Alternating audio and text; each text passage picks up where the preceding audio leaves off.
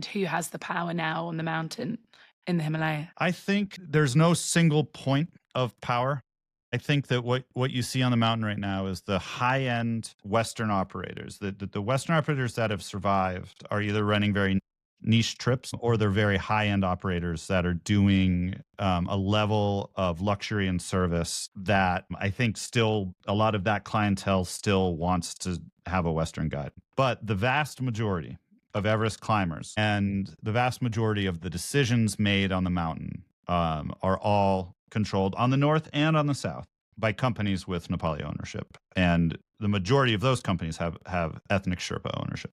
Do you agree with that, Ed? Yeah, I would just add that the role of the Nepali government is something that we haven't really touched on. That's And a whole another episode. it is, but it is important because the regulatory framework in which the business of Everest functions is undermined by incompetent government, incompetent, corrupt government.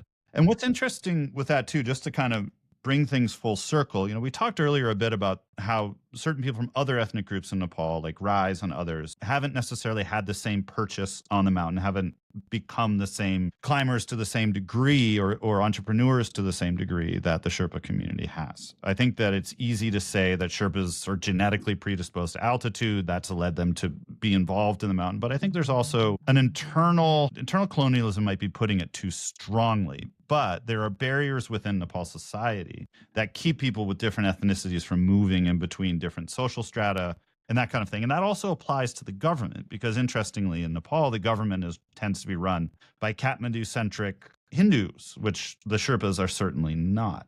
And it's one of the things that's fascinating is now if we're looking at the colonialism of climbing on Mount Everest and colonialism of the hierarchy within the expedition teams, we actually should be looking at that through a lens of Nepali history and Nepali law and Nepali context of representation and ethnicity. Because nowadays, that's really the only game that matters.